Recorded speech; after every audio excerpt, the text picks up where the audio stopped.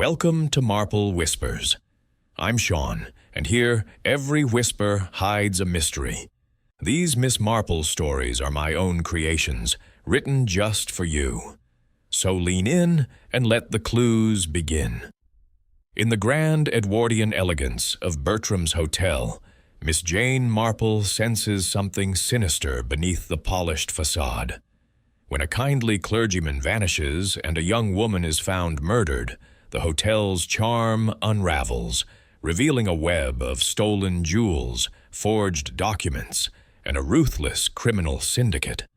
With her sharp eye for detail, Miss Marple untangles the secrets of a perfect crime, where every smile hides a lie and every corridor leads to danger. Will she expose the truth before the shadows of Bertram's claim another victim?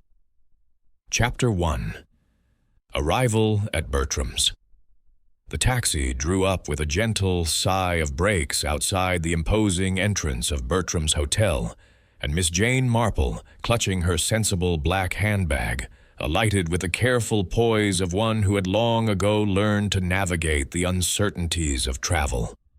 Pond Street lay bathed in the soft, diffused light of a London autumn afternoon, the leaves in the nearby square turning to russet and gold, but her attention was fixed upon the hotel itself. Bertram's stood there as it always had, a bastion of Edwardian solidity amid the rush of modern life. Its stone façade adorned with ornate cornices, the windows framed in crisp white, and the revolving door gleaming with brass that spoke of diligent polishing. Yet, as she paid the driver and gathered her modest suitcase, Miss Marple felt a faint stirring of unease. It was all so impeccably right, so unchanging, that it bordered on the unreal, like a cherished memory preserved under glass. The doorman, a tall figure in a uniform of dark green with gold braid, swung the door open with a flourish and touched his cap. "Welcome back to Bertram's, Miss Marple," he said, his voice carrying the warmth of professional familiarity. She blinked in mild surprise. She did not recall his face from her previous visits, those distant pre-war sojourns, when the world had seemed a gentler place, but hotels like this prided themselves on such details. He took her suitcase with effortless grace, leading her into the lobby where the air held the comforting aroma of fresh flowers mingled with the subtle polish of old wood.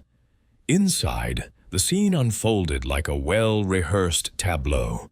Deep armchairs upholstered in faded velvet clustered around low tables, where silver trays bore china teacups and plates of delicate sandwiches. A fire crackled merrily in the wide grate, casting flickering shadows on the paneled walls, and the carpet underfoot muffled every step into silence. Guests dotted the space, an elderly dowager in pearls and tweed, perusing a copy of the Times with a lorgnette. A young couple by the window, their heads bent close in murmured conversation, the girl's hand resting lightly on the man's sleeve, and in a far corner, a portly clergyman, absorbed in his newspaper, his round face benevolent under a thatch of white hair. Miss Marple's eyes lingered on him for a moment. He had the look of a country parson, perhaps from some quiet cathedral close. But she turned away as the receptionist, a neatly dressed woman with a starched collar, greeted her. "Miss Marple? We've been expecting you. Room 214 on the second floor. A lovely view of the gardens." The register was presented, an antique leather-bound volume, and as she signed her name in her precise, sloping hand, Miss Marple noted the entries above. Names that evoked a certain class, a certain era. Lady Selina Hazy, Colonel Luscombe, Canon Pennyfather. The clergyman, then. She filed the detail away as one might tuck a stray thread into place. The lift ascended with a hushed whir, and soon she was shown into her room by a chambermaid, whose apron was spotless, and whose curtsy was a nod to bygone courtesies. The space was everything one might expect. Walls papered in a soft floral pattern, a four-poster bed draped in crisp linens, chintz curtains framing the window where afternoon light filtered through lace. A writing desk stood ready with notepaper and ink, and a vase of chrysanthemums added a touch of color. "If there's anything you need, madam, just ring," the maid said, withdrawing with a soft click of the door. Miss Marple set her handbag on the bed and began to unpack, her movements economical and unhurried. A woolen cardigan here, a pair of sturdy walking shoes there. Nothing extravagant, for she had always believed in traveling light. This stay was a gift from her niece, Joan, who had insisted upon it during their last visit to St. Mary Mead. "You need a change, Aunt Jane," Joan had said, her modern efficiency brooking no argument. "A bit of the old London, the proper sort. Bertram's is just the place, unchanged since forever." Unchanged indeed. Miss Marple paused by the window, gazing out at the manicured gardens below, where a gardener clipped hedges with rhythmic snips. It was all so perfectly arranged, so evocative of a time when life moved at a slower pace, when hotels like this were havens of predictability. And yet, as she smoothed the folds of her skirt and sat down in the armchair by the fire, yes, even here a small grate flickered welcomingly, she could not shake that whisper of disquiet. It was as if the hotel were playing a part, its every detail too meticulously staged. In her village experience, such perfection often concealed a flaw, a cracked vase hidden behind blooms, or a neighbor's smile masking unspoken troubles. She smiled faintly to herself. Perhaps it was merely the contrast with the bustling world outside, where taxis honked and pedestrians hurried. Or perhaps, she thought, adjusting her spectacles, it was something more. Tea would be served soon in the lounge, and Miss Marple decided she would go down. Observation, after all, was her quiet pastime, and Bertram's promised a rich field. With a final glance around the room, she rose, ready to immerse herself in this Edwardian idyll. Chapter 2. The Vanishing Canon. The morning after her arrival at Bertram's hotel, Miss Jane Marple descended to the dining room with the measured step of one accustomed to observing rather than being observed. The room was a study in restrained elegance, starched white tablecloths, silver cutlery gleaming under crystal chandeliers, and waiters who glided with the silent precision of a well-rehearsed ballet. The air carried the comforting aroma of fresh coffee and warm scones, mingling with the faint rustle of newspapers and the low hum of polite conversation. Miss Marple, dressed in a neatly pressed tweed skirt and a lavender blouse, chose a table by the window overlooking the hotel's manicured gardens, where dew still clung to the rose bushes in the pale October light. She had just unfolded her napkin when she noticed Canon Pennyfather at a nearby table, his round, kindly face half hidden behind a copy of the Church Times. He was a familiar figure, though not intimately so. She recalled meeting him some years ago at a garden fete in St. Mary Mead's neighboring parish of Much Benham. A scholarly man, prone to absent-mindedness, he had spoken at length about medieval manuscripts, his eyes bright with enthusiasm. Today he seemed preoccupied, his fork pausing midway to his mouth as he scribbled a note on the margin of his paper. Miss Marple's sharp eyes caught the gesture, and she wondered idly what could so distract a man of his habits at breakfast. The dining room was well populated, but not crowded.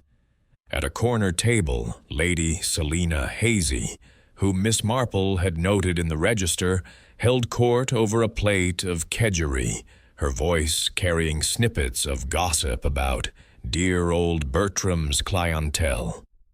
Across the room, the young couple from the lobby yesterday sat in companionable silence. The girl, Elvira Blake, Miss Marple had learned from the porter, staring pensively at her toast. Her guardian, Bess Sedgwick, a striking woman with a reputation for adventure and a past that hovered just shy of scandal, was absent. Near the door, a group of 3 young men, led by the dashing Ladislaus Malinowski, whose name had appeared in the sporting columns for his exploits as a racing driver, laughed a shade too loudly, their tailored suits and polished shoes a stark contrast to the room's Edwardian calm. Miss Marple sipped her tea, her thoughts drifting to the hotel's curious perfection. The service was flawless, too flawless perhaps. The waiter who refilled her cup did so with an almost uncanny anticipation, as if he had memorized her habits overnight. She smiled at him, a mild, unassuming smile, but her mind was alert. In St. Mary Mead, such precision often masked something, a shopgirl's eagerness to please hiding a pilfered shilling, or a gardener's diligence covering a neglected patch of weeds. Bertram's, she suspected, held its own secrets beneath its polished surface. Breakfast concluded without incident, and Miss Marple retired to the lounge, where she settled into an armchair with her knitting. The room was a haven of quiet, its high ceilings and heavy drapes absorbing sound, save for the occasional clink of china or the soft tread of a passing guest. She had just completed a row of her scarf when a ripple of unease disturbed the atmosphere. A chambermaid, her apron slightly askew, hurried across the lobby, her face pale. She whispered urgently to the head porter, a man with a military bearing and a name tag reading Henry. His expression remained impassive, but Miss Marple caught the quick glance he cast toward the staircase. Curiosity piqued, she rose and strolled toward the reception desk under the pretense of inquiring about a newspaper. The receptionist, the same starched woman from yesterday, was fielding a query from an elderly gentleman about train schedules. As Miss Marple lingered, she overheard the maid's hushed voice from behind a pillar. "It's Canon Pennyfather, Henry. His room's untouched, bed not slept in, cases still packed, and he was meant to leave for that conference this morning." Henry's reply was inaudible, but his frown deepened. Miss Marple returned to her seat, her needles clicking rhythmically as her mind turned over the information. Canon Pennyfather, absent-minded though he was not the sort to vanish without notice. She recalled his mention at dinner last night of a conference in Lucerne, some scholarly gathering on ancient texts. He had been animated, his hands gesturing as he described a rare codex. Had he left early, perhaps? But the maid's words suggested otherwise. By midday, the hotel's serene façade began to crack. Mr. Humphreys, the manager, a man with a sleek manner and a smile that never quite reached his eyes, appeared in the lounge to address a small knot of guests who had begun to murmur about the canon's absence. "A simple misunderstanding, I'm sure," he said, his voice smooth as polished mahogany. "Canon Pennyfather likely caught an earlier train. We've telephoned the conference organizers, and I expect we'll hear from him soon." His assurance was met with nods, but Miss Marple noted the slight tremor in his fingers as he adjusted his tie. A man accustomed to control, she thought, does not fidget unless troubled.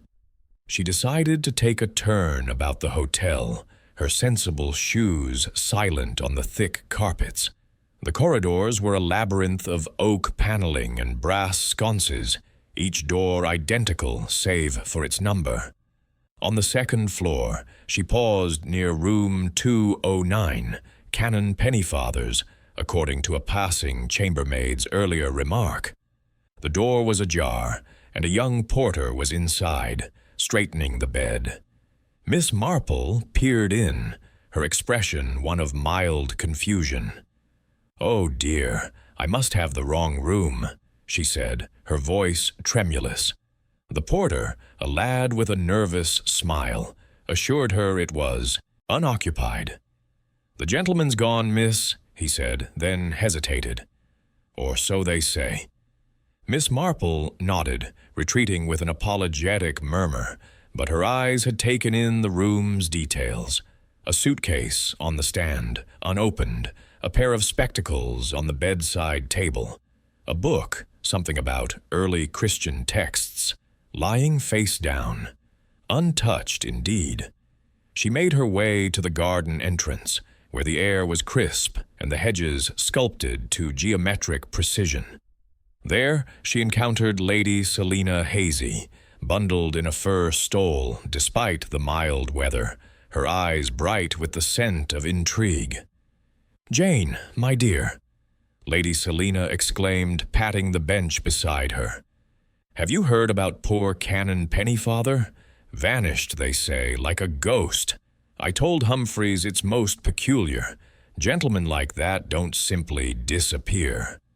Her tone was gleeful, as if the mystery were a delightful puzzle rather than a cause for concern. Miss Marple settled beside her, her knitting resumed as a prop for conversation. "It does seem odd," she agreed mildly. "Though in my village, people sometimes wander off. Forgetful types, you know. But the canon struck me as rather purposeful." "Purposeful?" Lady Selina snorted. "He's a dear old ditherer, always misplacing his umbrella. But I saw him last night, you know, in the lounge, scribbling away like a man possessed. And then, poof, gone by morning. I don't like it, Jane. This place isn't what it was. Too many new faces, those racing chaps, for instance. Not our sort at all." Miss Marple's needles paused. "Racing chaps?" she prompted, her tone deceptively vague. "Oh yes, Ladislaus Malinowski and his lot. All charm and no substance, if you ask me. I saw one of them loitering by the service stairs last night, looking quite shifty, and that Bess Sedgwick, always dashing about in her sports car. Not proper for a guardian, I say." Lady Selina leaned closer, her voice dropping.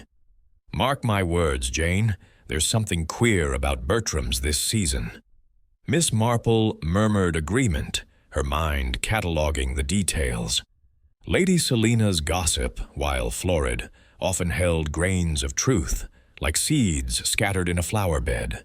The racing men, the service stairs, Bess Sedgwick's absences, all threads to be woven together. She excused herself and returned to the lounge, where the atmosphere had grown subtly strained. Guests whispered in corners, their eyes darting to the reception desk, where Mr. Humphreys was now in hushed conference with a man in a plain suit. This man, Miss Marple soon learned, was Chief Inspector Davy, a broad-shouldered figure with a face that suggested both kindness and tenacity. He had arrived quietly, his presence announced only by the porter's deferential nod. Overhearing a snippet of his conversation with Humphreys, "No sign of foul play, but we'll need to search the room." Miss Marple felt a familiar tingle of curiosity. She approached under the guise of offering assistance, her knitting bag tucked under her arm. "Such a bother, Inspector," she said, her voice quavering slightly, as if she were merely a flustered old lady. "Canon Pennyfather is from near my village, you know. A dear man, though dreadfully absent-minded. I do hope he's not come to harm." Davy's eyes, sharp despite his mild demeanor, assessed her briefly. "We're doing all we can, ma'am," he said.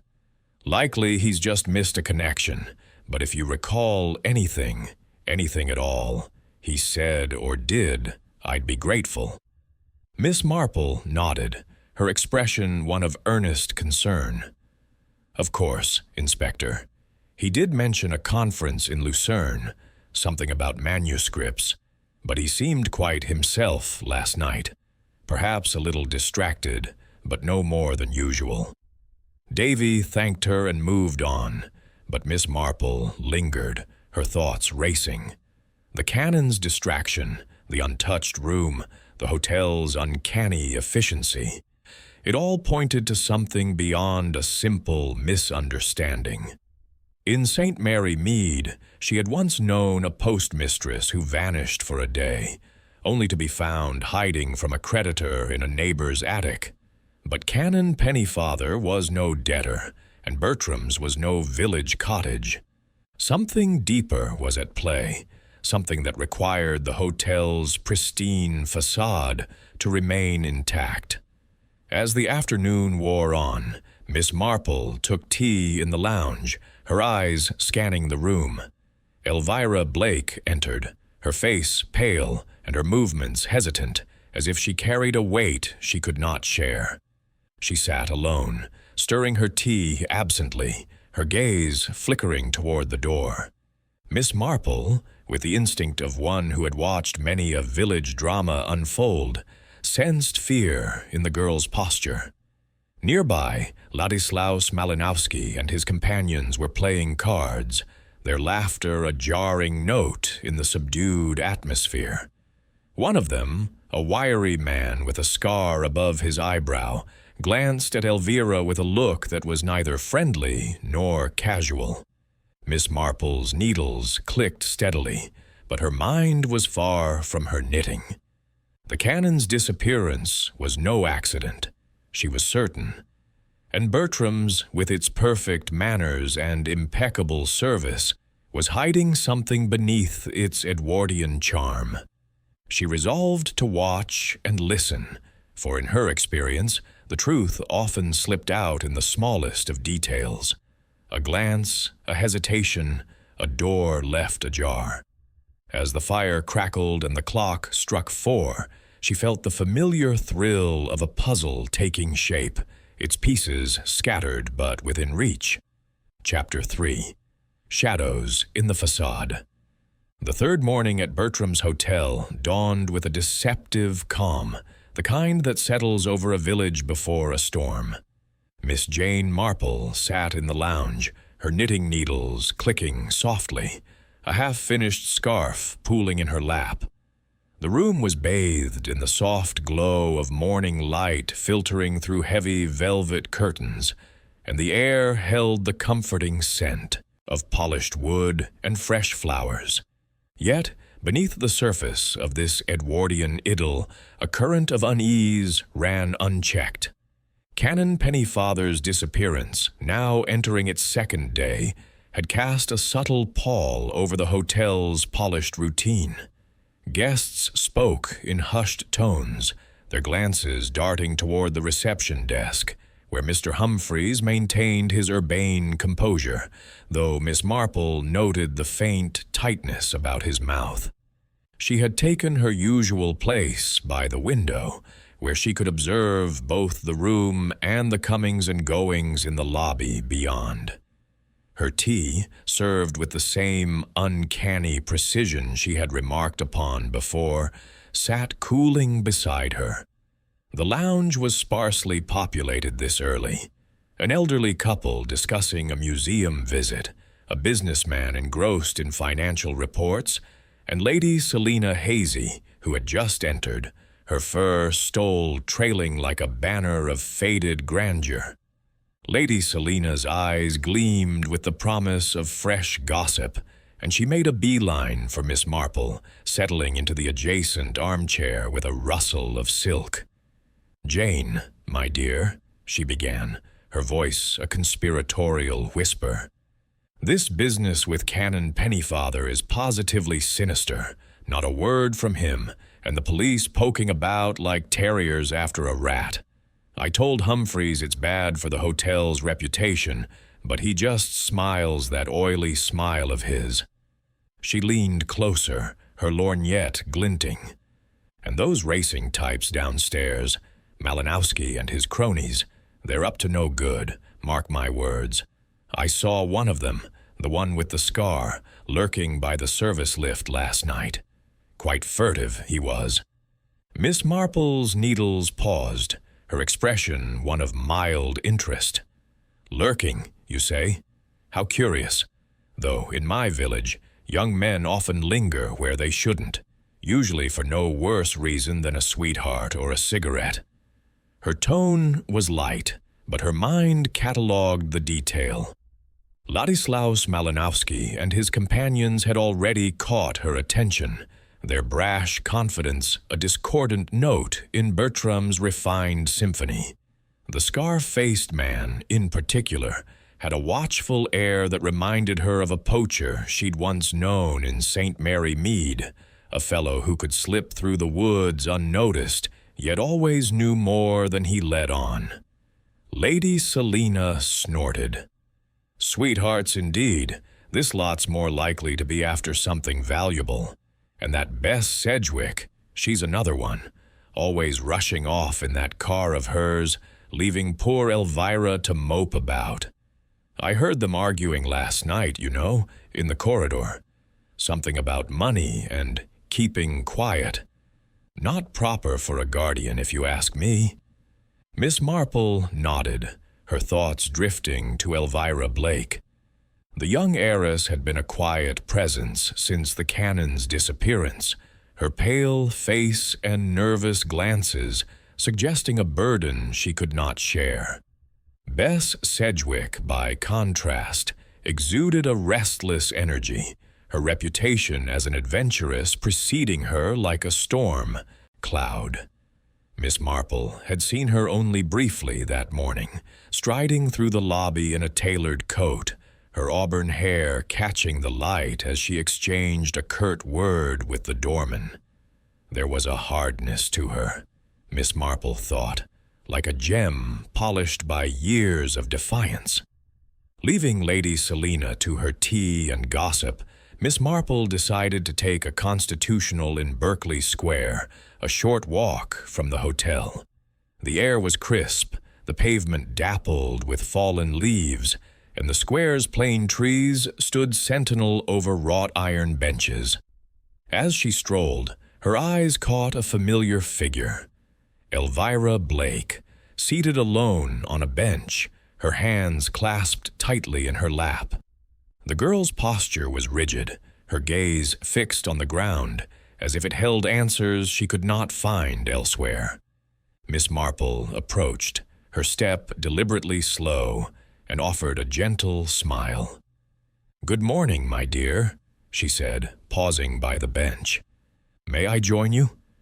These autumn days are so refreshing, don't you think?" Elvira started, her eyes wide for a moment before softening in recognition. "Oh, Miss Marple, isn't it? Yes, please, do sit." Her voice was polite but strained, and she shifted to make room. "It is lovely out here, but I don't know. It all feels a bit stifling, doesn't it? Bertram's, I mean. Everything's so perfect, like a picture in a frame." Miss Marple settled beside her, her knitting bag at her side. "Perfection can be a burden," she agreed, her tone mild. "In my village, we have a rose garden that's the pride of the parish, but the gardener's always fretting over a single wilted petal. It's the flaws that make things human, don't you think?" Elvira's lips twitched, almost a smile. "I suppose so. It's just, Bertram's feels like it's trying too hard to be something it's not. I can't explain it." She hesitated, then added in a rush, "I wish Bridget were here. She'd understand." Miss Marple's interest sharpened, though her expression remained serene. Bridget Conway, Elvira's companion, had been a fleeting presence at the hotel. a quiet, sensible girl with a knack for fading into the background. "Miss Conway is not with you today?" she asked gently. Elvira shook her head, her fingers twisting a handkerchief. "She's not feeling well, stayed in her room. I think all this business with the canon has upset her. She was fond of him, you know. They talked about old books sometimes." Her voice faltered, and she looked away toward the distant hum of traffic. Miss Marple noted the evasion, but pressed no further.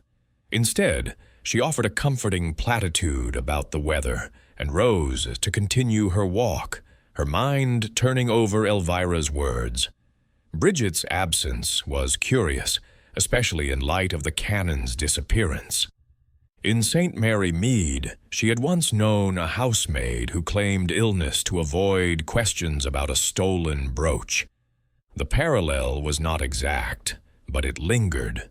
Returning to the hotel, Miss Marple paused at the side entrance, a discreet door used by staff and deliverymen. As she reached for the handle, it swung open, revealing a man in a dark trench coat, his hat pulled low. He brushed past her without a word, his stride swift and purposeful, evading the doorman's line of sight. Miss Marple's eyes followed him until he vanished around the corner, her memory fixing on the angular cut of his jaw and the faint scent of cigarette smoke clinging to his coat. She entered the hotel, her thoughts now weaving a new thread into the pattern. That afternoon, she took tea in the lounge, where the atmosphere had grown thicker with speculation. Lady Selina, undeterred by the lack of concrete news, regaled a small circle of guests with tales of past scandals at Bertram's. A stolen tiara in '52, a diplomat's wife caught in a compromising affair. Miss Marple listened, her needles steady, but her attention was drawn to the reception desk, where Chief Inspector Davy had returned. He was questioning the head porter, Henry, whose military precision seemed strained under the inspector's relentless courtesy. Eavesdropping discreetly, Miss Marple caught fragments of their exchange. "Last seen at 9 last night. No luggage taken. Conference organizers confirm he never arrived." Davy's voice was calm, but there was an edge to it, like a blade sheathed in velvet. Henry's responses were clipped, his hands clasped tightly behind his back. Miss Marple's thoughts flickered to the trench-coated man. A coincidence, perhaps, but in her experience, coincidences were often signposts to something more. As evening approached, the hotel's routine resumed its polished rhythm, but Miss Marple sensed a growing tension. She dined alone, her table strategically chosen to afford a view of the entrance. Ladislaus Malinowski and his companions entered late, their laughter subdued, but their presence commanding attention. Malinowski's charm was undeniable. Dark hair swept back, a smile that flashed like a blade, but Miss Marple noted the way his eyes scanned the room, lingering on the staff more than the guests. The scar-faced man, whom Lady Selina had mentioned, was absent, and Miss Marple filed this away too. After dinner, she retired to her room, intending to write a letter to her niece, Joan. But as she passed the second-floor corridor, a sound halted her, a low, heated murmur from behind a half-open door. It was not Canon Pennyfather's room, but one nearby, and the voices were unmistakably those of Bess Sedgwick and Mr. Humphreys. "Can't afford mistakes now," Bess was saying, her tone sharp. "If he talks, it's over." Humphreys's reply was softer, placating, but Miss Marple caught the word syndicate before the door clicked shut. She continued to her room, her heart beating a little faster. In St. Mary Mead, she had once overheard a similar argument. two farmers disputing a land deal that turned out to involve smuggled goods.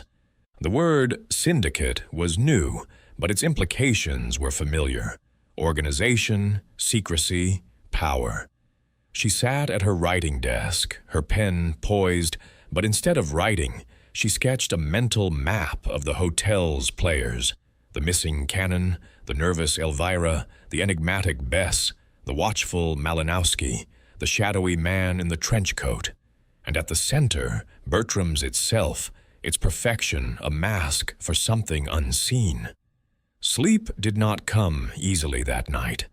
The hotel's silence was too complete, broken only by the occasional creak of a floorboard or the distant hum of a lift. Around midnight, a sharper sound reached her, a muffled thud, followed by hurried footsteps in the corridor below. Miss Marple rose, wrapping her shawl about her shoulders, and peered through the crack of her door. The hallway was empty, but a faint light flickered from the staircase, as if someone had paused there before moving on. She returned to bed, her mind alight with possibilities. Canon Pennyfather's disappearance was no mere quirk of an absent-minded scholar. It was a thread in a larger tapestry, one woven with care to conceal its pattern. Bertram's, with its impeccable service and timeless charm, was more than a hotel. It was a stage, and Miss Marple was determined to uncover the drama unfolding behind its curtains. Chapter 4. The Body in the Library. The night had draped Bertram's hotel in a hush so profound it seemed almost deliberate, as if the building itself conspired to muffle its secrets. Miss Jane Marple, roused from a fitful doze by a piercing scream that shattered the stillness, sat upright in her four-poster bed, her heart quickening. The clock on the bedside table read just past midnight, its hands glinting faintly in the moonlight that slipped through the chintz curtains. The scream had come from below, sharp and raw, not the theatrical cry of a startled guest, but the sound of genuine terror. She reached for her shawl, her movements swift despite her years, and slipped her feet into sensible slippers. With a glance at the door, she stepped into the corridor, her knitting bag left behind, but her mind as sharp as ever. The second-floor hallway was dim, lit only by the soft glow of brass sconces, their light casting long shadows on the oak-paneled walls. The scream had not repeated, but a murmur of voices now drifted up from the ground floor, urgent and disjointed. Miss Marple descended the grand staircase, her hand light on the polished banister, her eyes scanning the shadows for movement. The lobby was deserted, save for the night porter, a young man with a nervous twitch, who stood frozen behind the desk, his eyes wide. "Down there, ma'am," he stammered, pointing toward the library. "Something awful's happened." Miss Marple nodded, her expression one of calm concern, though her pulse beat a steady rhythm of anticipation. The library, a haven of leather-bound volumes and mahogany shelves, lay just off the main lounge, its double doors now ajar.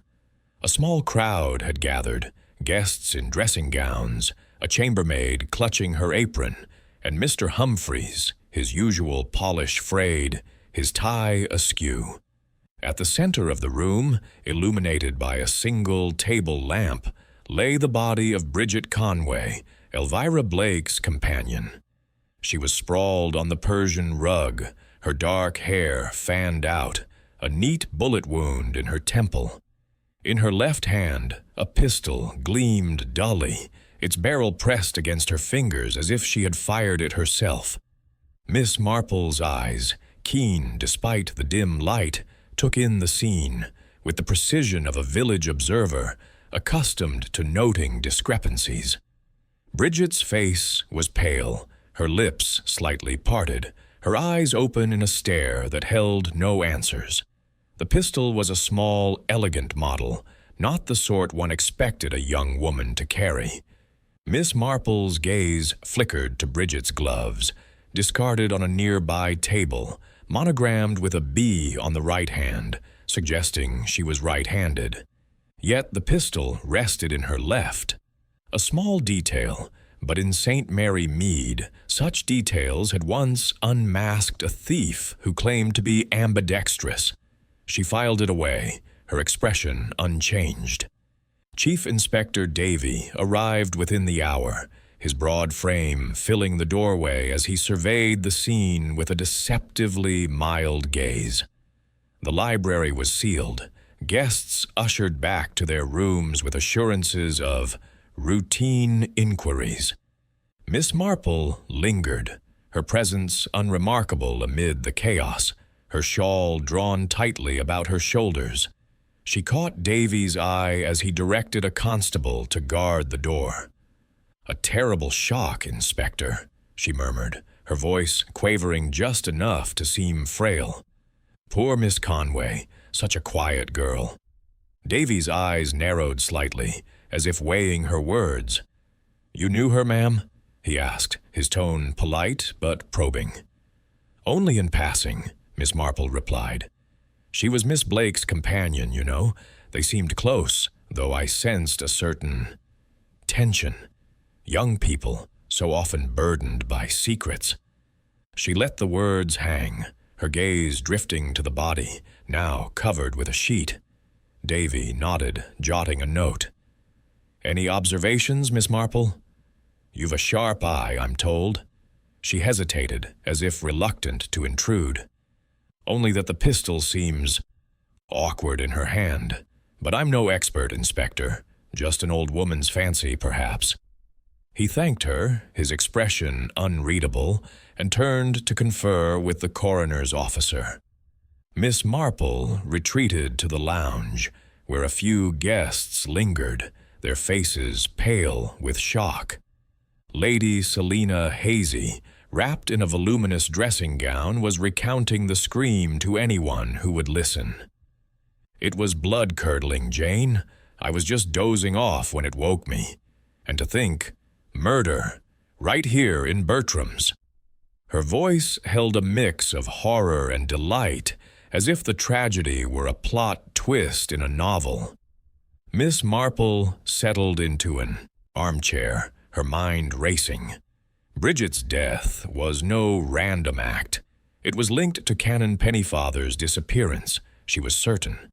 The hotel's pristine facade, its meticulous service, its carefully curated guests, all were part of a larger design.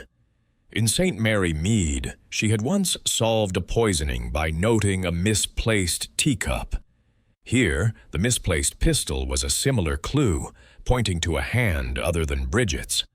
By morning, the hotel buzzed with a subdued energy, the staff moving with even greater precision to maintain order. Inspector Davy assembled key guests in a private parlor for questioning, his manner calm but relentless. Miss Marple, invited as a witness to the scream, sat quietly in a corner, her knitting resumed as a prop for observation. Bess Sedgwick was first, her auburn hair pulled back, her face a mask of defiance. She claimed to have been out driving the previous night, returning only after midnight. "I needed air," she said, her voice cool. "London can be stifling." Davy pressed her gently. "And Miss Conway? Did you see her before you left?" Bess's eyes flickered. "Briefly, in the lounge. She was with Elvira, talking. I didn't stay long." Her alibi was thin, Miss Marple thought, and the inspector's raised eyebrow suggested he agreed. Ladislaus Malinowski was next, his charm undimmed despite the early hour. He lounged in his chair, his tailored suit immaculate, but Miss Marple noted a faint oil stain on his cuff, a mechanic's mark, out of place for a racing driver who left such work to others. "I was in my room," he said, his accent smooth. "Playing cards with friends until 11, then bed. His friends, including the scar-faced man, corroborated his story, but their eyes avoided Davy's. Elvira Blake, pale and trembling, was questioned last. She sat rigidly, her hands clasped, her voice barely above a whisper. "Bridget was my friend," she said. "We talked last night about nothing important. Books, mostly. She was upset about Canon Pennyfather, but who wouldn't be?" Her eyes darted to Bess, who stood by the window, her back to the room. Miss Marple, knitting silently, sensed the girl's fear. Elvira knew something, but whether it was about Bridget or the canon, she could not yet tell. As the interviews concluded, Davy approached her, his notebook tucked away. "Miss Marple, a word. You mentioned the pistol. Care to elaborate?" She looked up, her eyes wide with feigned innocence. "Only that it seemed odd, Inspector. A right-handed girl with a pistol in her left hand. It doesn't sit right. And the gloves on the table, you see, were marked for her right hand. But perhaps it's nothing." Davy's lips twitched, almost a smile. "Nothing's nothing with you, ma'am. I'll have the forensics chaps look into it." He paused, then added, "You knew Canon Pennyfather. Any chance he and Miss Conway were connected?" Miss Marple considered, her needles pausing. "They shared an interest in books, I believe, old manuscripts, that sort of thing. But whether it's relevant... Well, in my village, small connections often lead to larger truths." He nodded, dismissing her with a respectful tilt of his head. Miss Marple returned to her room, her thoughts a tangle of threads. Bridget's death, staged as a suicide, was meant to close a chapter, but the pistol's placement suggested haste or carelessness. And the canon, his absence loomed larger now, a shadow cast across the hotel's gleaming surface. That afternoon, she ventured to the library, now cordoned off but accessible to staff. A young maid, polishing the shelves, started at her approach. "Oh, ma'am, you shouldn't be here," she said, her hands trembling. "Just looking for a book, my dear," Miss Marple said, her tone soothing. "Such a pity about Miss Conway. Did you know her?" The maid hesitated, then nodded. "A little. She was kind, always tipped well, but she was nervous lately, always looking over her shoulder. Said something about knowing too much once, but I thought she was just tired." Miss Marple thanked her, her mind seizing on the phrase. Knowing too much. In St. Mary Mead, that had once meant a gardener who overheard a blackmail plot. Here, it suggested Bridget had stumbled onto something dangerous, perhaps tied to the canon's disappearance. She left the library, her eyes catching a faint scuff mark on the wall near the door. A mark that hadn't been there yesterday, suggesting someone had moved something heavy. Back in the lounge, she encountered Elvira, who was sipping tea alone, her face drawn. Miss Marple sat beside her, offering a sympathetic smile. "You must be dreadfully shaken, my dear, losing a friend so suddenly." Elvira's eyes filled with tears. "I can't believe it. Bridget she was trying to help someone. She wouldn't..." She stopped, her voice breaking. "Help someone?" Miss Marple prompted gently. "Perhaps Canon Pennyfather? They were fond of talking, I hear." Elvira's hands tightened around her cup. "Maybe. She didn't tell me everything, but she was worried, said she'd found something in the hotel accounts. I told her to leave it alone, but she wouldn't listen." Miss Marple nodded, her mind racing. Accounts, another thread, linking Bridget to the canon, who had been scribbling notes at breakfast. She excused herself, leaving Elvira to her thoughts, and made her way to the reception desk, where Henry, the head porter, was sorting mail. "Such a sad business," she said, her voice quivering. "I wonder, did Miss Conway leave any letters? She was such a diligent girl." Henry's face remained impassive, but his hands paused. "No letters, ma'am, but she did ask for the canon's room number the other day. Said she had a message for him." Miss Marple thanked him, her thoughts coalescing. Bridget had known something, perhaps about the hotel's finances, and had tried to warn the canon. His disappearance, her death, the pieces were falling into place, but the pattern remained elusive. As she returned to her room, the hotel's silence felt heavier, its perfection a mask for chaos. She sat by the window, her knitting untouched, and let her mind wander through the maze of Bertram's secrets, certain that the truth lay just beyond the next turn. Chapter 5. Threads of Deception. The morning after Bridget Conway's tragic death, Bertram's hotel clung to its veneer of calm with a tenacity that Miss Jane Marple found both admirable and unsettling. The dining room hummed with the subdued clatter of breakfast service, the waiters moving with their customary precision, as if murder were a mere ripple in the hotel's polished routine. Miss Marple, seated at her usual window table, sipped her tea and observed the guests with the quiet intensity of a village spinster, accustomed to reading the undercurrents of human behavior. The air was thick with whispers, speculation about Bridget's death, murmurs about Canon Pennyfather's continued absence. But the hotel's staff deflected inquiries with practiced ease, offering reassurances as smooth as the cream served with the scones. Miss Marple's thoughts, however, were far from the plate of toast before her. The pistol in Bridget's left hand, the monogrammed gloves, the scuff mark by the library door. These were not isolated details, but threads in a tapestry of deceit. In St. Mary Mead, she had once unraveled a theft by noting a gardener's muddy boots in the wrong season. Here, the clues were more subtle, but no less telling.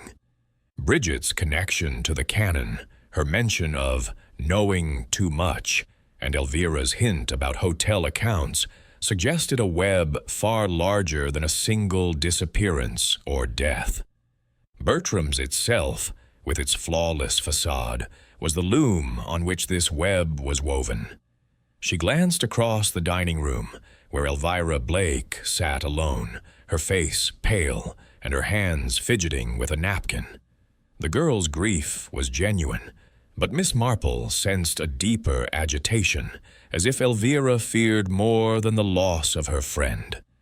Bess Sedgwick, her guardian, was absent again, her chair empty despite the early hour. At another table, Ladislaus Malinowski and his companions were subdued, their usual bravado tempered by the weight of police scrutiny. The scar-faced man, whom Miss Marple had noted before, was still missing from the group, and she wondered if his absence was deliberate. As she finished her tea, Chief Inspector Davy entered the dining room, his broad frame moving with a deliberate slowness that belied his sharp mind. He nodded to Miss Marple, a gesture of recognition, and made his way to the manager's office. She decided to follow, under the pretense of inquiring about a lost handkerchief. The office door was ajar, and she caught a glimpse of Davy questioning Mr. Humphreys, whose sleek composure seemed strained, his fingers drumming lightly on the desk. "Nothing in her room to suggest a motive," Davy was saying, his voice calm but insistent. "But the pistol's a puzzle. Forensics confirm no prints but hers, yet the angle's wrong for a suicide. And the canon? Any word?" Humphreys shook his head, his smile tight. "None, Inspector. We've checked with the conference organizers again. He never reached Lucerne. It's most distressing." Miss Marple lingered just outside, her handkerchief forgotten, her ears attuned to the conversation. The lack of fingerprints was curious, too clean, as if the scene had been staged with care. She recalled a case in St. Mary Mead where a missing letter had pointed to a staged burglary. Here, the absence of evidence was itself a clue. Returning to the lounge, she settled into her armchair, her knitting a familiar prop. Lady Selina. Hazy soon joined her, her eyes alight with the thrill of scandal. "Jane, it's too dreadful," she said, her voice a stage whisper. "They're saying Bridget shot herself, but I don't believe it. She was such a sensible girl, always reading those dusty books with the canon. And now he's gone, and she's dead. It's no coincidence, mark my words." Miss Marple nodded, her needles clicking rhythmically. "It does seem connected, doesn't it? Though in my village, coincidences often turn out to be anything but. Did you notice anything unusual about Miss Conway, Selina? Before all this?" Lady Selina leaned closer, her lorgnette glinting. "Well, now you mention it. She was jumpy these last few days. I saw her in the corridor once, looking at a ledger. Something from the hotel office, I think. She stuffed it under her shawl when she saw me.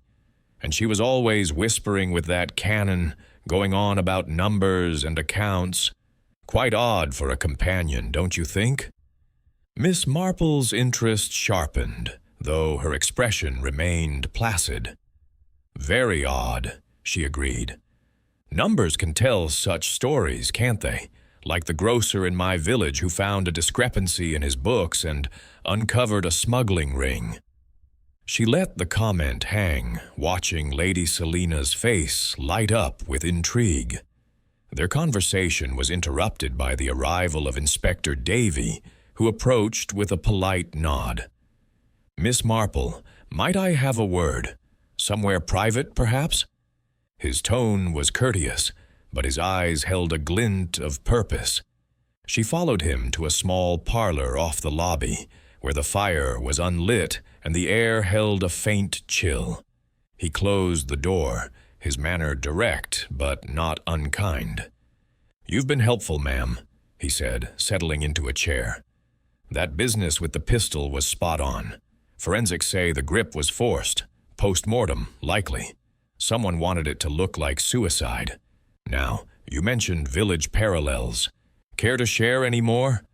Miss Marple folded her hands, her eyes bright behind her spectacles. "Oh, Inspector, I'm just an old woman who notices things.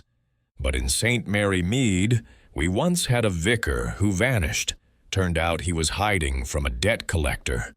And another time, a girl was found dead, made to look like an accident, but it was murder to cover a theft. People don't disappear or die without reason, you know. I can't help wondering if Miss Conway and Canon Pennyfather stumbled onto something they shouldn't have." Davy leaned forward, his notebook open. "Something like what? You've seen the hotel, the guests. Anything strike you as off?" She hesitated, as if reluctant to overstep. "It's the hotel itself, Inspector. It's too perfect. The staff anticipate every need. The guests are just the right mix of old money and new flash. It's like a play, all rehearsed. And yet, there's that man in the trench coat I saw by the side entrance, slipping away like he didn't want to be seen. And Miss Conway's interest in the accounts, as Lady Selina mentioned, it makes one wonder what Bertram's is hiding." Davy's eyes narrowed, but he nodded. "You're a sharp one, Miss Marple. We found a letter in Miss Conway's room, hidden under the mattress, addressed to Canon Pennyfather, warning him about irregularities in the hotel's books. Never sent, though. Any thoughts on that?" Miss Marple's needles, which she had retrieved from her bag, paused. "Irregularities," she mused. "That's a word that covers a multitude of sins. isn't it? In my village, it meant a postmaster skimming funds. Here, it could be something larger, perhaps a business not quite as respectable as Bertram's appears. Davy jotted a note, his expression thoughtful. We're looking into the hotel's finances, but it's a tangle. Offshore accounts, shell companies. Takes time to unravel. If you hear anything else, you'll let me know? Of course, Inspector, she said, her voice soft. I'm only here to rest, but one can't help noticing things. He escorted her back to the lounge, where the atmosphere had grown heavier, the guests' whispers now tinged with fear. Miss Marple resumed her knitting, her eyes scanning the room. Elvira Blake entered, her face drawn, and sat near the fire, her hands clasped tightly. Miss Marple approached, her manner gentle.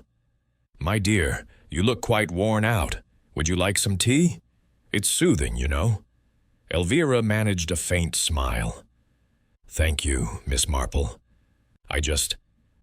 I can't believe Bridget's gone. She was trying to do the right thing, I think. She told me she'd found something odd in the hotel's records, money moving in ways it shouldn't. She wanted to tell Canon Pennyfather, but I begged her not to. I was afraid for her.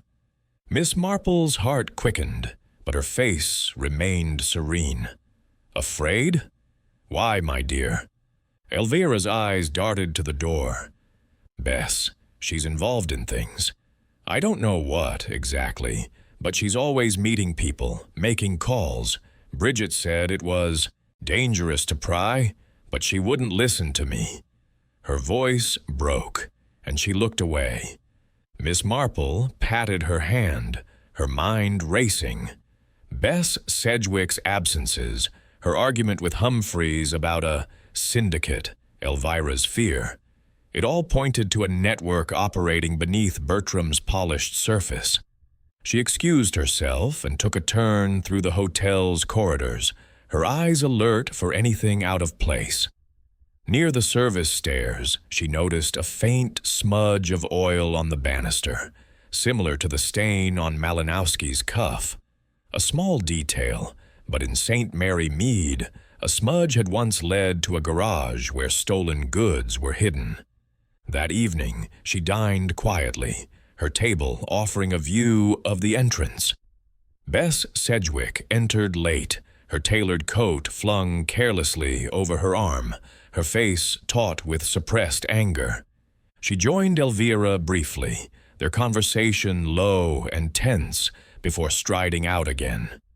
Miss Marple's eyes followed her, noting the doorman's quick glance toward the manager's office.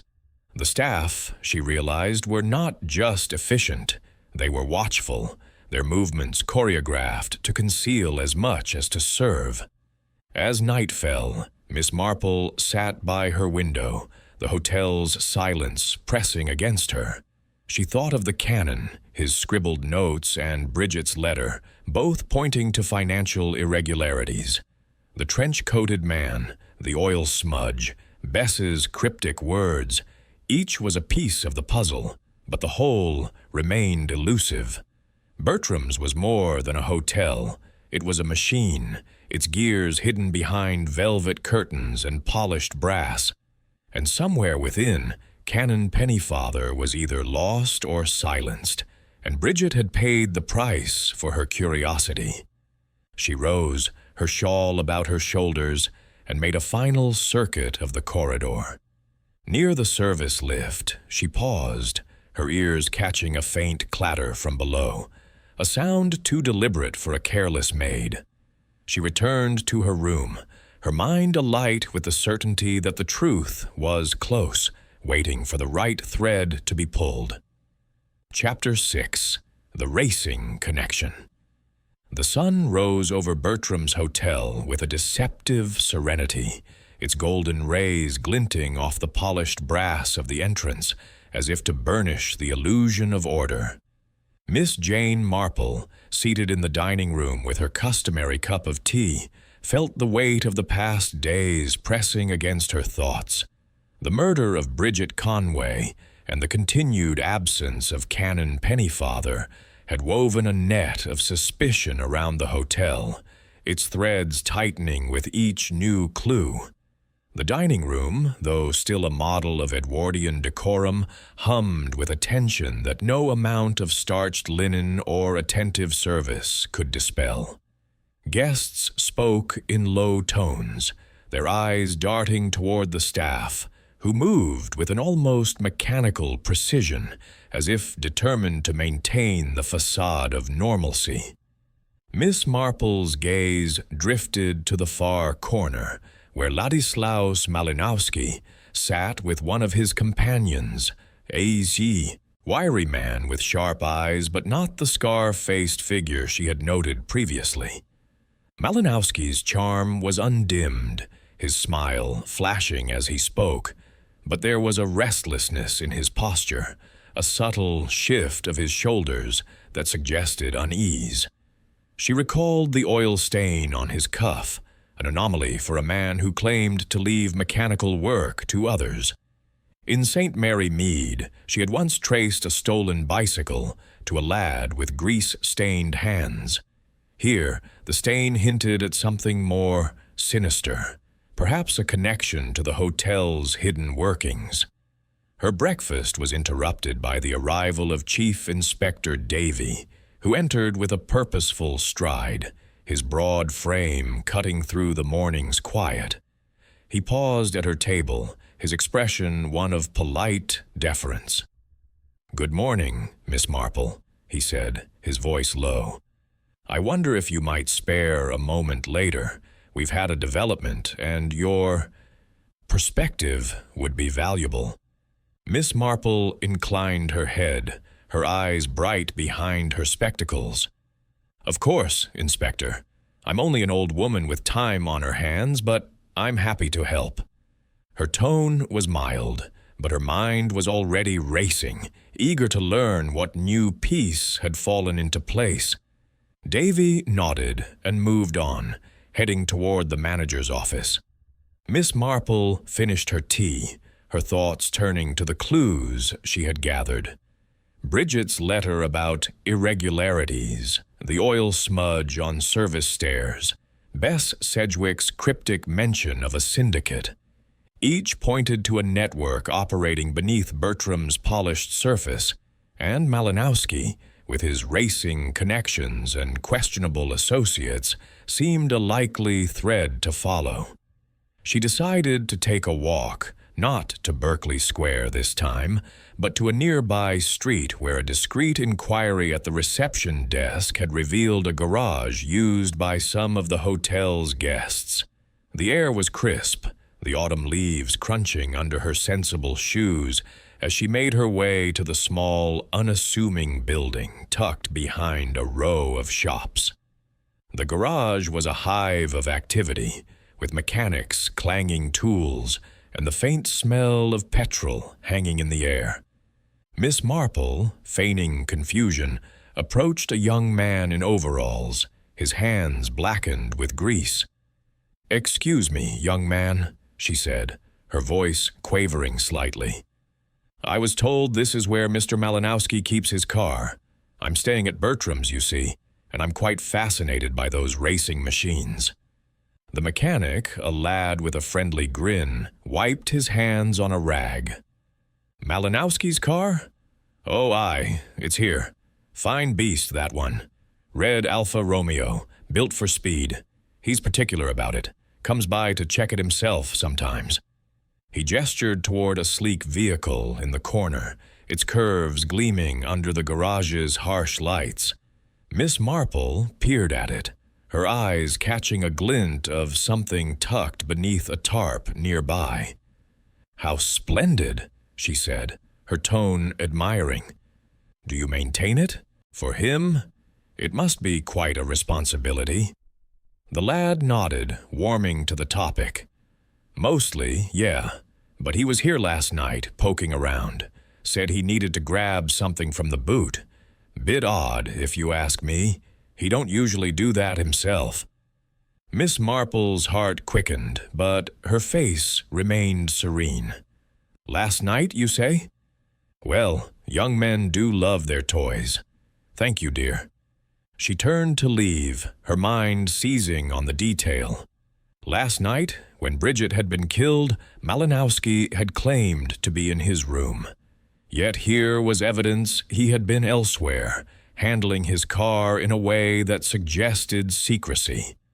Her suspicions were confirmed later that morning, when Inspector Davy summoned her to a private room off the lobby. He was joined by a younger officer, a sergeant with a notebook, and a small evidence bag lay on the table between them. "We followed a tip to the garage," Davy said, his voice steady. "Found this in the boot of Malinowski's car." He opened the bag, revealing a collection of sparkling jewels, emeralds and diamonds, their facets catching the light. "Stolen from a Mayfair shop last week. Quite a haul." Miss Marple's eyes widened, though not in surprise. "My goodness," she said softly. "And you think Mr. Malinowski is involved?" Davy's lips twitched. "He claims the car was borrowed, says he lent it to a friend, didn't know what was in it. Convenient, that. But we found something else." He produced a small key fob, embossed with the Bertram's crest. "This was among the tools in the garage, links the car to the hotel." Miss Marple nodded, her thoughts racing. The key fob was a small but significant clue, tying Malinowski's activities to Bertram's itself.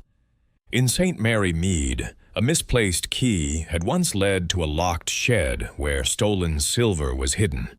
Here the fob suggested the hotel was more than a backdrop. It was a hub. "It's curious, isn't it?" she said, her voice mild. "A hotel like this, so proper, yet it seems to attract such complications." Davy's eyes met hers, a flicker of amusement in them. "Complications is one way to put it. We're digging deeper into the hotel's operations, but it's slow going. You've a knack for spotting things, Miss Marple. Anything new catch your eye?" She hesitated, as if reluctant to overstep. "Only small things, Inspector. The staff, for instance. They're almost too efficient, as if they're watching as much as serving. And that man in the trench coat I mentioned, he seems to come and go without notice. I saw him again yesterday, near the service entrance, just before dinner. He looked purposeful." Davy jotted a note, his expression thoughtful.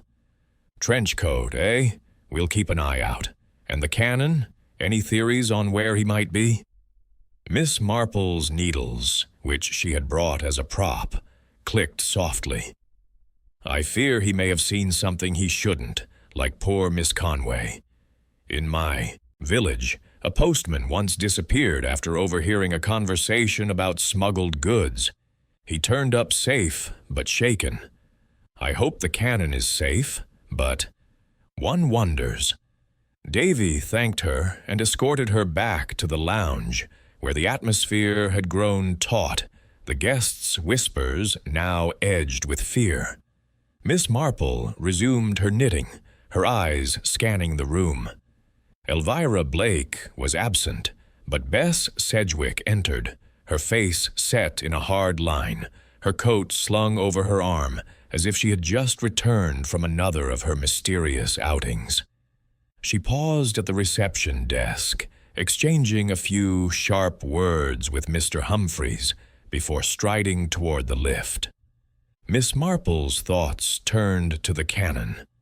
A postcard had arrived that morning, postmarked Ireland, purportedly from him, assuring the hotel he was delayed but well. But the handwriting, shown to her briefly by a sympathetic maid, lacked the loops and flourishes she recalled from his breakfast scribbles.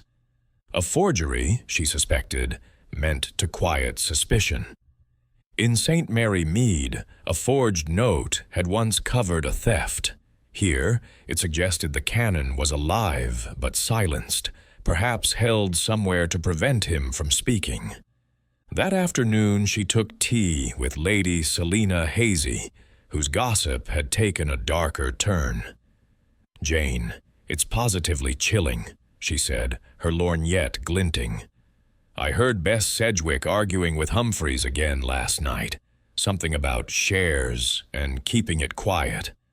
And that Malinowski fellow, I saw him slip into the basement after dinner, bold as brass. What's he doing down there, I ask you?" Miss Marple's needles paused. "The basement, you say? How odd. Though in my village, young men often sneaked into cellars for less innocent reasons than fetching wine." Her tone was light, but her mind seized on the detail. The basement, likely accessible via the service stairs where she had seen the oil smudge, could be a hiding place for more than wine. She excused herself and took a discreet turn toward the service stairs, her steps slow to avoid notice. The corridor was quiet, the air cooler here, with a faint tang of metal and dust. She paused by the basement door, which was locked, but a faint scratch on the frame suggested recent use. She recalled the clatter she had heard the previous night, too deliberate for a careless servant. Something was happening below, something the hotel's polished surface was designed to conceal. That evening, as she dined alone, Miss Marple overheard a snippet of conversation from a nearby table where two of Malinowski's companions were discussing a delivery, delayed by complications. Their voices were low, but the word syndicate surfaced again, echoing Bess Sedgwick's argument. She filed it away, her thoughts returning to the garage, the jewels, the key fob. Bertram's was not just a hotel. It was a nexus, a place where illicit goods moved as smoothly as the tea trays. As night fell, she sat by, her window, the hotel's silence pressing against her. The forged postcard, the basement, the racing connection. All pointed to a criminal enterprise, with Bertram's as its front.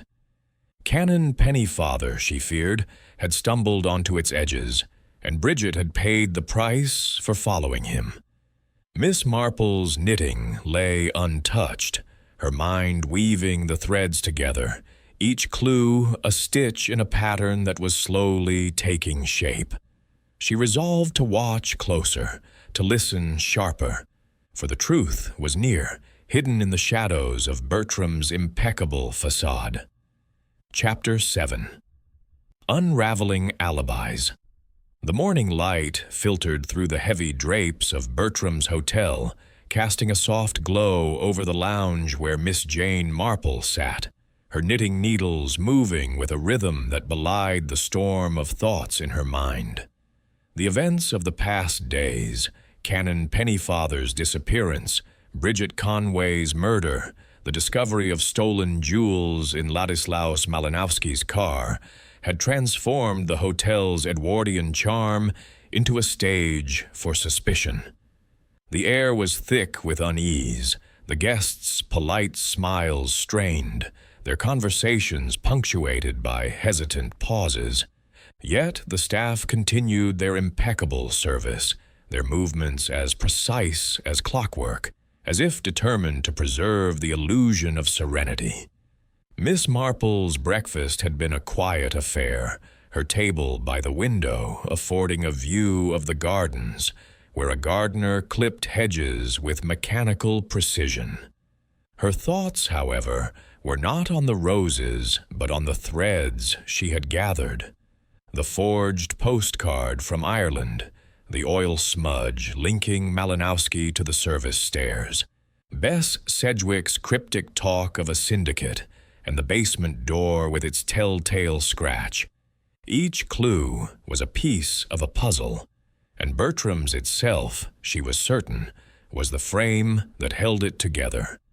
In St. Mary Mead, she had once uncovered a blackmail scheme by noting a villager's too frequent visits to a postbox. Here, the hotel's very perfection was the anomaly, a façade too flawless to be innocent. As she sipped her tea, Chief Inspector Davy entered the dining room, his broad frame moving with a deliberate calm that contrasted with the urgency in his eyes. He paused at her table, his voice low. "Miss Marple, we're holding a meeting this morning. Key guests to go over alibis. I'd value your presence, if you're willing. You've a way of seeing things we might miss." Miss Marple inclined her head, her expression one of mild surprise. "Oh, Inspector, I'm just an old woman who notices small things, but I'd be glad to help." Her tone was deferential, but her mind was alert, eager to observe the suspects under pressure. She had learned in her village that alibis, like knitting patterns, often unraveled under scrutiny, revealing the truth in their loose threads. The meeting was held in a private parlor, a room of heavy oak furniture and faded tapestries, its windows overlooking a quiet courtyard. Inspector Davy stood at the head of the table, his notebook open, flanked by a young sergeant whose pen hovered expectantly. The guests summoned were a select group: Bess Sedgwick, her auburn hair pulled back in a severe knot; Ladislaus Malinowski, his charm tempered by a wary glance; Elvira Blake, pale and trembling, her hands clasped tightly; and Lady Selina Hazy, who had insisted on attending, her lorgnette glinting with curiosity. Miss Marple took a seat in the corner, her knitting bag at her side, her presence unremarkable, yet watchful. Davy began with a measured tone, his eyes scanning the room. "We're here to clarify movements on the night of Miss Conway's death. The facts are these. She was found in the library just after midnight, shot with a pistol that forensics confirm was staged to look like suicide. Canon Pennyfather's disappearance remains unsolved, and we believe the two events are linked. Let's start with you, Lady Selina. Where were you around 11 p.m.? Lady Selina straightened, her voice carrying a note of indignation. "I was in the lounge until 10:30, reading. Then I retired to my room. I saw Bridget alive at 11, passing through the corridor. She was arguing with a man, tall, dark hair, not one of the staff. I couldn't hear much, but she sounded upset." Her eyes darted to Malinowski, who met her gaze with a cool smile. Davy's pen scratched a note. "A man, you say? Did you recognize him?" Lady Selina hesitated, her lorgnette twirling. "Not precisely, but he had a certain swagger, like those racing types." Her tone was pointed, and Malinowski's smile tightened. Davy turned to him. "Mr. Malinowski, your turn. You told us you were in your room, playing cards until 11, then asleep. Yet we have a witness placing you at the garage around that time, handling your car. Care to explain?" Malinowski leaned back, his fingers drumming lightly on the table. "A misunderstanding, Inspector. I lent my car to a friend that evening. He needed it for a quick errand. I was in my room, as I said. My friends will confirm it." His companions, summoned earlier, had indeed backed his story, but Miss Marple noted the rehearsed quality of their responses, like villagers reciting a tale to protect one of their own. Davy's eyes narrowed. "Your friend left stolen jewels in the boot. Convenient, that. And the Bertram's key fob we found. How do you explain that?" Malinowski's smile didn't waver, but his fingers stilled. "I've no idea, Inspector. Perhaps it fell from a staff member's pocket. The garage is used by many at the hotel." Miss Marple's needles clicked softly, her mind turning over his words. The key fob was a deliberate clue, she thought, placed to shift suspicion or dropped in haste. In St. Mary Mead, a lost button had once led to a poacher's hideout. Here the fob linked the garage to the hotel's inner workings. Davy moved to Bess Sedgwick, whose posture was rigid, her eyes cold. "Miss Sedgwick, you were out driving until after midnight. A bit late for a spin, isn't it? And you saw Miss Conway before you left?" Bess's voice was sharp, like a blade honed by years of defiance. "I told you, I needed air. I saw Bridget in the lounge with Elvira around 10. They were talking quietly, nothing unusual. I left shortly after and returned just before 1. My car's log will confirm it." Davy nodded, but his expression was skeptical. "Your car's log shows you drove to a garage near King's Cross, not exactly a scenic route. Care to elaborate?" Bess's eyes flickered, but she held his gaze. "A friend needed a lift. Personal business, Inspector. Nothing to do with this." Her tone was final, but Miss Marple caught the slight tremor in her hand, a crack in her otherwise impenetrable armor. Elvira was last, her voice barely above a whisper. "I was with Bridget until 10:30 in the lounge. We talked about books, mostly. She was worried, but she wouldn't say why. I went to my room after that and didn't see her again." Her eyes filled with tears, and she looked down, avoiding Bess's gaze. Miss Marple, knitting silently, sensed the girl's fear. Was not just grief, but knowledge, something she dared not share. Elvira's mention of Bridget's worry echoed Lady Selina's observation of the ledger, and Miss Marple wondered if the girl knew more about the hotel's accounts than she let on. As the meeting adjourned, Davy approached Miss Marple, his notebook tucked away. "You were quiet, ma'am, but I'll wager you saw plenty. Any thoughts on those alibis?" She looked up, her eyes wide with feigned innocence. "They're all so tidy, aren't they, Inspector? Like a village fete where everyone knows their part. But Mr. Malinowski's story about the car, it's too neat, like a story rehearsed. And Miss Sedgwick's drive to King's Cross. Well, in my village, late-night errands often hid something less innocent." Davy's lips twitched. "You're a marvel, Miss Marple.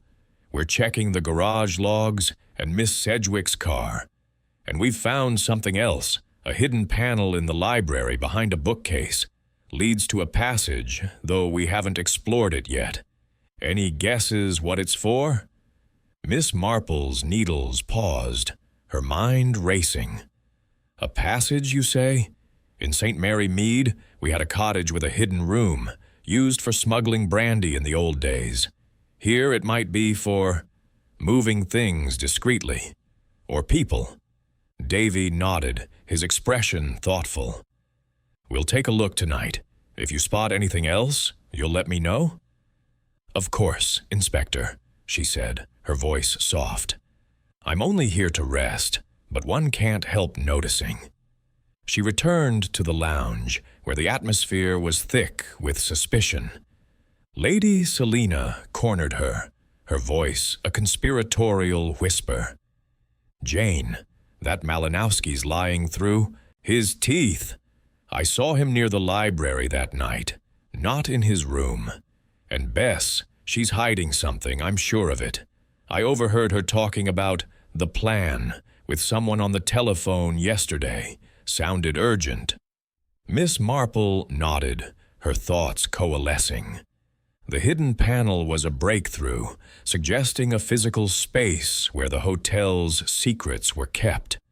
She recalled the clatter she had heard near the service lift, the oil smudge, the basement door's scratch.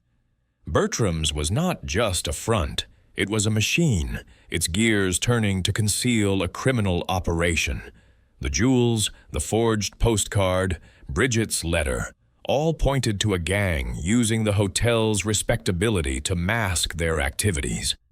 That afternoon, she took a turn through the hotel's corridors, her steps slow to avoid notice. Near the library, now cordoned off, she paused, her eyes catching a faint mark on the floor. A scuff, as if something heavy had been dragged. She recalled the maid's mention of Bridget's nervousness, her talk of knowing too much. The passage, she suspected, was the key, a route for moving stolen goods or silencing those who pried. At tea, she sat with Elvira, who was pale but composed. "My dear," Miss Marple said gently, "you mentioned Bridget's worry about the accounts. Did she ever say what she found?" Elvira hesitated, her eyes darting to the door. "Not much. Just that money was coming in from odd places, names she didn't recognize. She thought Canon Pennyfather might know what to do, but he was gone before she could tell him." Her voice trembled, and she looked away. Miss Marple patted her hand, her mind racing. The accounts, the passage, the syndicate, it all fit, like a pattern emerging from a tangled skein. She excused herself and made her way to the reception desk, where Henry, the head porter, was sorting letters. "Such a sad business," she said, her voice quavering. "I wonder, did Canon Pennyfather receive any visitors before he vanished? He was such a friendly soul." Henry's face remained impassive, but his eyes flickered. "Not that I recall, ma'am, though he did have a meeting with the hotel accountant one evening. Seemed routine, but he was scribbling notes afterward, looked a bit flustered." Miss Marple thanked him, her thoughts sharpening. The accountant, the ledger, the irregularities. Canon Pennyfather had stumbled onto something, and Bridget had followed, sealing her fate. As night fell, she sat by her window, the hotel's silence heavy with secrets. The hidden passage, she was certain, held the next clue, and she resolved to watch closely, for the truth was near, waiting to be unraveled like a knot in her knitting. Chapter 8. The Hidden Passage. The evening shadows deepened over Bertram's hotel, cloaking its polished corridors in a stillness that felt almost conspiratorial. Miss Jane Marple sat by her window, her knitting untouched, her eyes fixed on the darkened gardens, below where the last of the day's light lingered on the sculpted hedges. The events of the past week, Canon Pennyfather's disappearance, Bridget Conway's murder, the stolen jewels in Malinowski's car, and the discovery of a hidden panel in the library, had woven a complex web, and she sensed the threads were drawing tighter. The hotel's Edwardian elegance, once a comforting backdrop, now seemed a deliberate mask, its perfection designed to conceal a darker purpose. In St. Mary Mead, she had once uncovered a smuggling ring by tracing a trail of flour dust to a hidden cellar. Here, the hidden passage promised to unlock the secrets of Bertram's. Miss Marple's thoughts were interrupted by a soft knock at her door. It was Chief Inspector Davy, his broad frame filling the doorway, his expression a blend of determination and cautious trust. "Miss Marple," he said, his voice low, "we're exploring that passage tonight. I'd like you to come along, if you're up for it. Your eye for detail might spot something we miss." She rose, her shawl draped about her shoulders, her face a picture of mild surprise.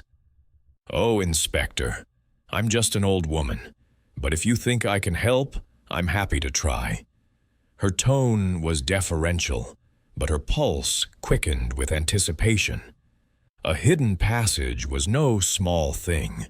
In her village, such discoveries had led to stolen goods or secret meetings, and she suspected Bertram's held a similar revelation.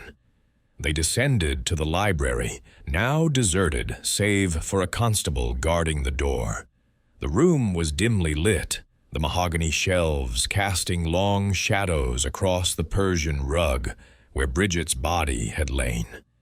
Davy led her to the bookcase, where a panel had been eased open to reveal a narrow staircase descending into darkness. A faint, musty smell wafted up, mingled with the tang of oil and metal. Miss Marple's eyes caught a smudge on the panel's edge, grease like the stain on Malinowski's cuff and the banister near the service stairs. She said nothing, but her mind filed it away, a thread in the tapestry she was weaving. Davy lit a torch, its beam cutting through the gloom as they descended, the constable following close behind. The staircase was narrow, its stone steps worn smooth, suggesting frequent use. At the bottom, they emerged into a warren of low-ceilinged rooms, their walls lined with crates and shelves. Miss Marple's heart quickened as she spotted a pile of costumes, wigs, uniforms, even a clergyman's collar, stacked neatly in a corner. Another room held boxes of documents, some marked with foreign stamps, others bearing the Bertram's crest. But it was the third room that halted her breath. There, bound and gagged on a cot, was Canon Pennyfather, his face pale but alive, his eyes wide with relief as Davy cut his bonds. "Inspector!" the canon gasped, his voice hoarse. "Thank heavens. I thought I'd been forgotten." Davy helped him sit up, his manner calm but urgent. "You're safe now, sir. Can you tell us what happened?" The canon rubbed his wrists, his eyes darting nervously. "It was the accounts," he said, his voice trembling. "I was chatting with the hotel accountant. Nice chap, but nervous. I noticed discrepancies in the books, large sums moving through shell companies. I confronted Mr. Humphreys, and that night, someone grabbed me in my room. They drugged me, took me to Ireland, then brought me back here when they feared I'd been recognized. They kept me in this dungeon." Miss Marple's needles, tucked in her bag, remained still, but her mind raced. The canon's story confirmed her suspicions. Bertram's was a front for a criminal operation, its accounts a cover for illicit funds.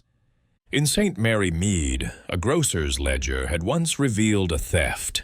Here the stakes were higher, involving a network that spanned borders. She stepped closer, her voice gentle. "Canon Pennyfather, did you tell anyone about what you found? Miss Conway, perhaps?" The canon's eyes clouded. "Bridget, yes. She was curious, asked about my notes. I told her to be careful, but—" "Oh, poor girl. Is she truly gone?" Davy nodded grimly. "Murdered, sir. We think she knew too much, like you." Miss Marple's thoughts turned to the costumes, the documents, the oil smudge. The passage was a conduit, a means of moving goods and people unseen.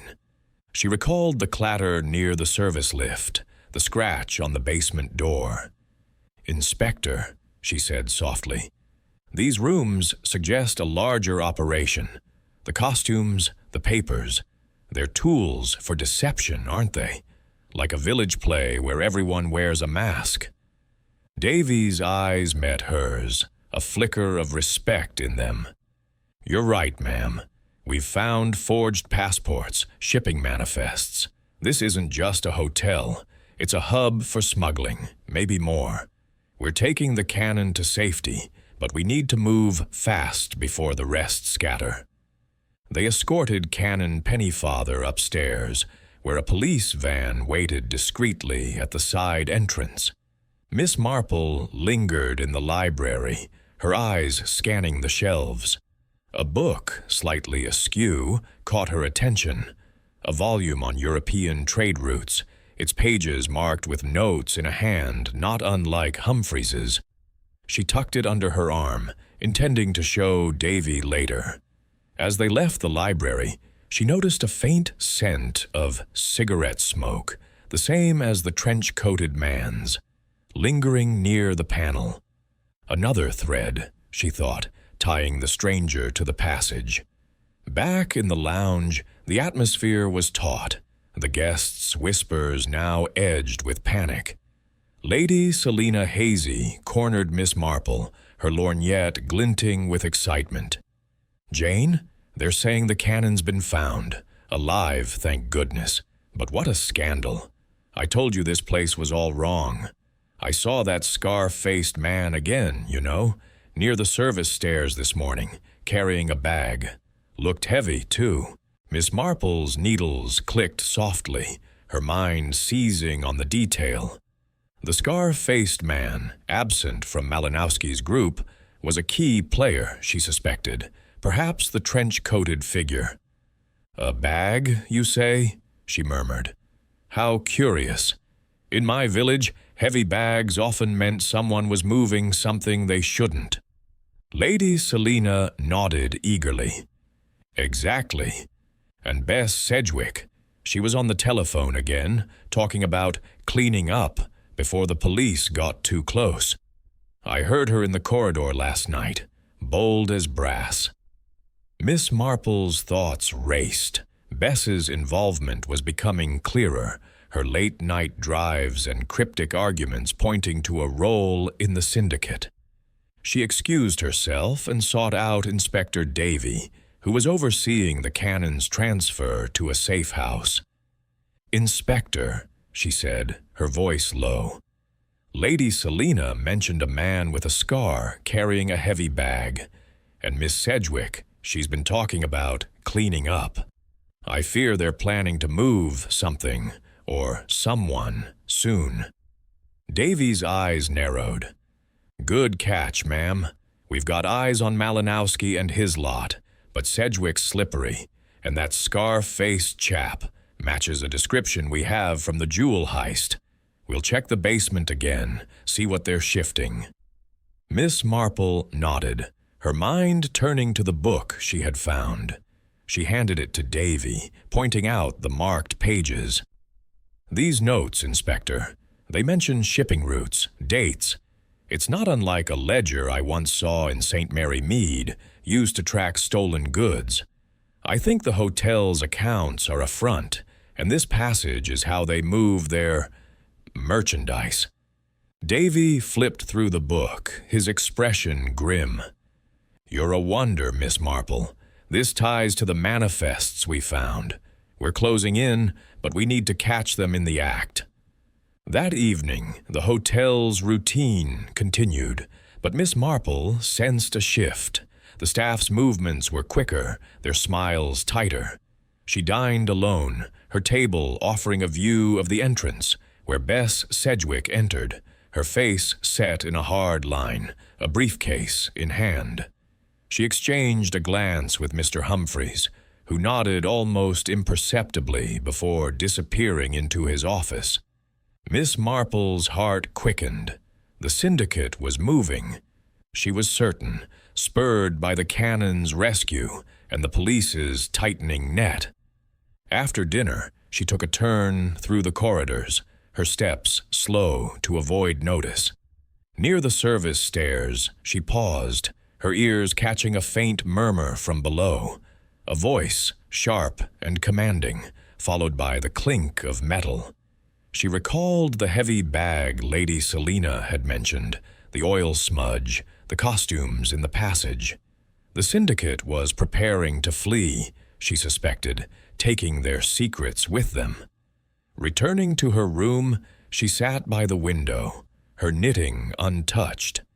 The hotel's silence was oppressive, broken only by the occasional creak of a floorboard. She thought of Canon Pennyfather, safe but shaken, and Bridget, silenced for her knowledge. The passage, the jewels, the forged documents, all pointed to a criminal empire, with Bertram's as its polished front. Bess Sedgwick, Malinowski, the scar-faced man, they were players in a game of deception, but the mastermind remained elusive. As midnight approached, Miss Marple heard a soft thud from the corridor below, followed by hurried footsteps. She rose, her shawl about her shoulders, and peered through the crack of her door. A shadow moved toward the service stairs, carrying a bag that sagged heavily.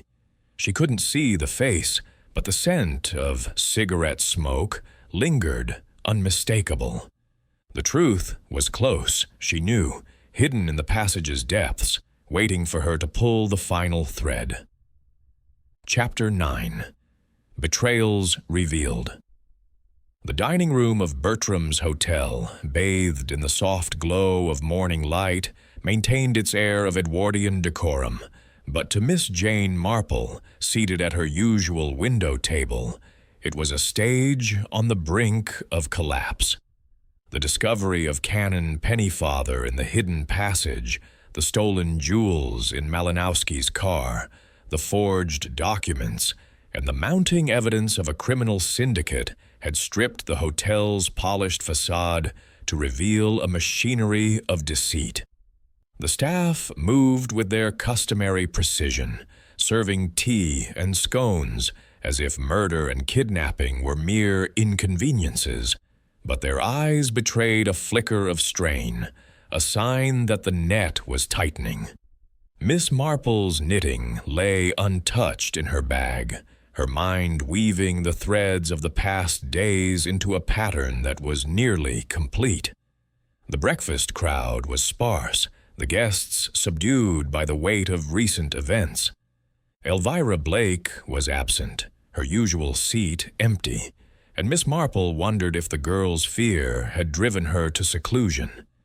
Bess Sedgwick, however, was present, her auburn hair catching the light as she sat alone, her posture rigid, a cup of black coffee untouched before her. Ladislaus Malinowski and his remaining companion, the wiry man with sharp eyes, were at a corner table, their conversation low but intense. The scar-faced man, still elusive, was nowhere to be seen, and Miss Marple's thoughts lingered on the heavy bag Lady Selina had mentioned, the cigarette smoke she had smelled near the service stairs. In St. Mary Mead, such details, a misplaced scarf, a lingering scent, had once led to a poacher's confession. Here, they pointed to a conspiracy on the verge of unraveling. As she sipped her tea, Chief Inspector Davy entered, his broad frame moving with a quiet authority that belied the urgency in his eyes. He paused at her table, his voice low.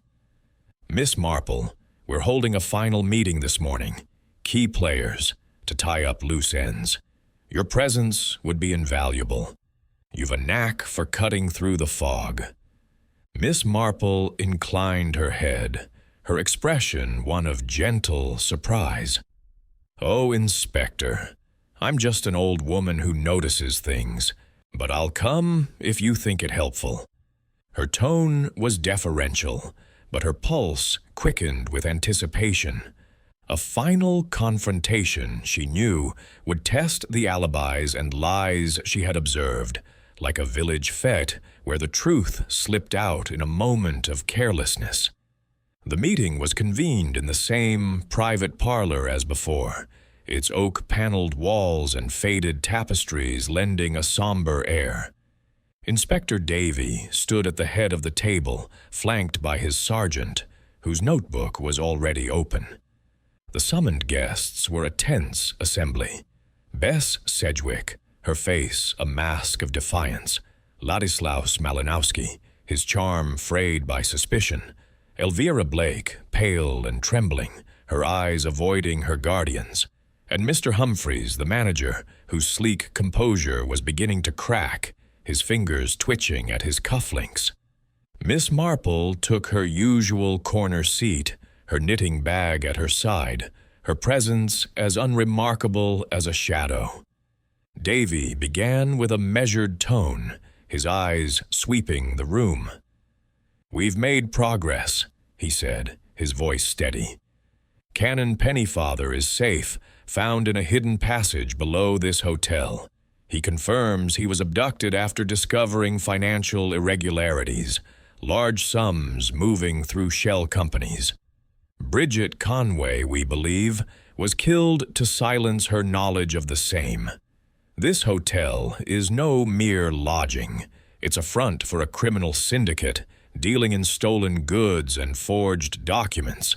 Let's revisit your stories, shall we?" He turned to Bess Sedgwick first, his gaze unyielding.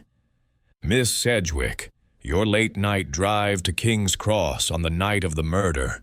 Your car log confirms it, but we found traces of oil in your vehicle, matching the smudge in the passage. Care to explain?" Bess's eyes flashed, but her voice was cool.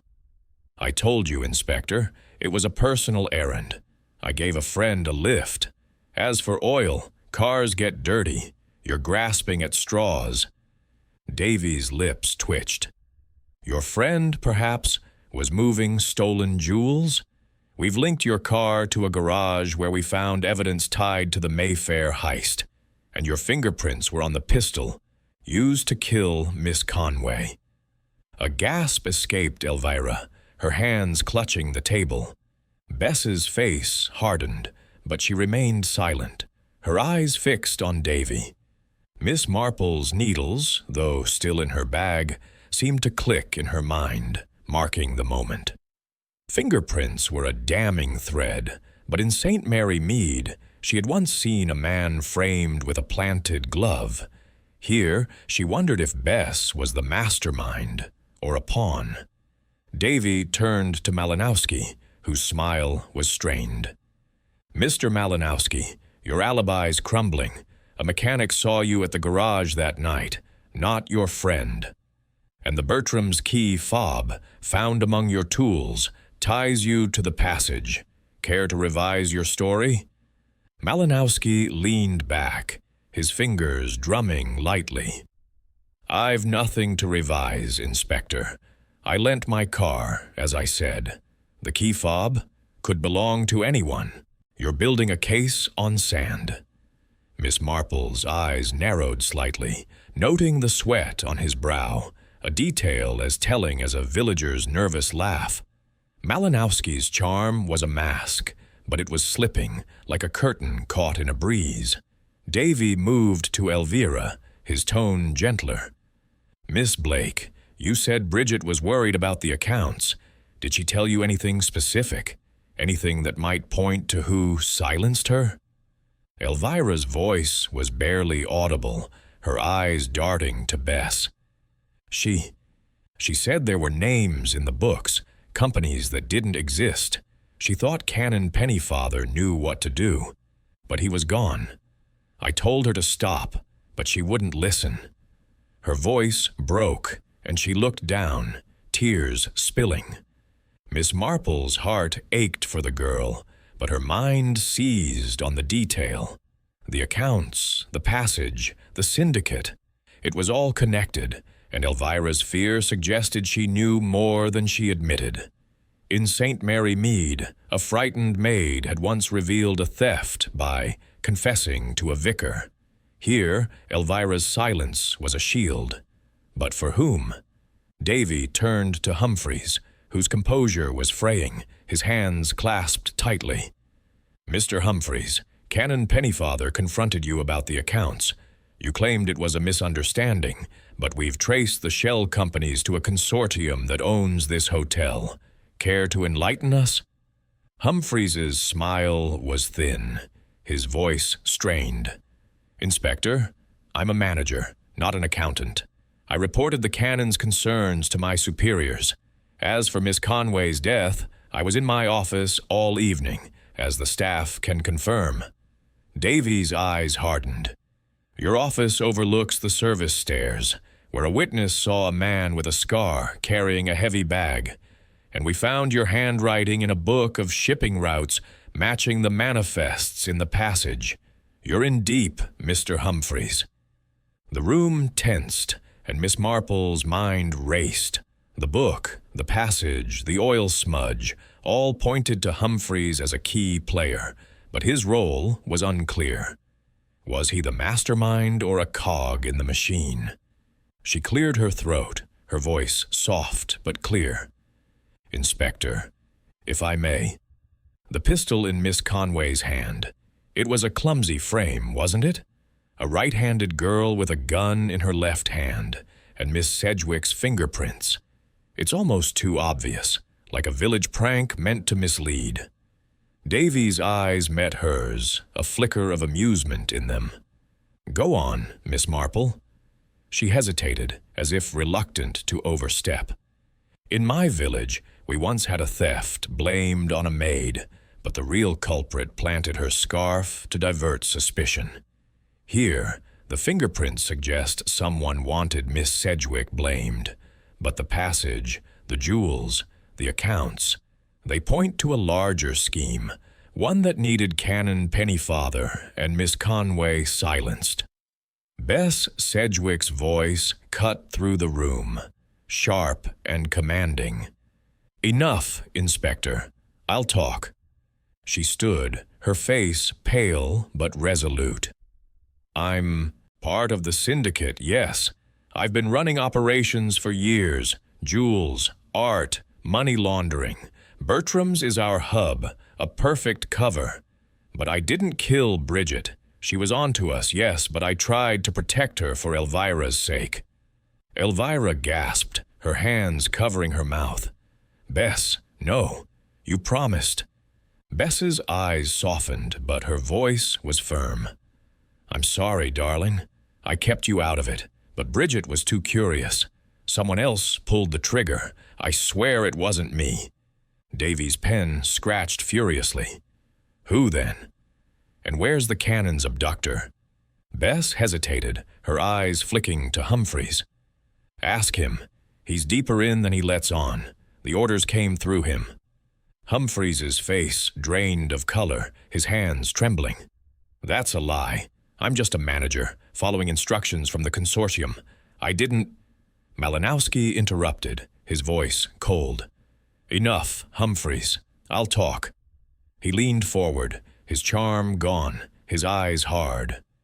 "I'm in too, running deliveries, moving goods through the passage, but I didn't kill anyone. The scar-faced man, Kovach, he's the muscle. He took the cannon and he shot Bridget when she got too close. I told him it was a mistake, but he doesn't listen."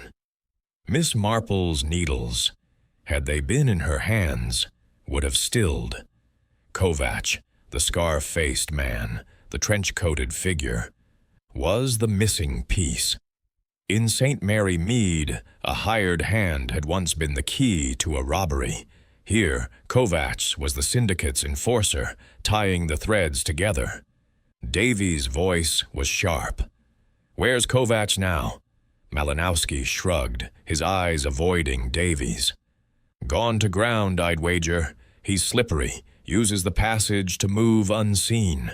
Check the basement again. He's likely clearing out the last of the goods."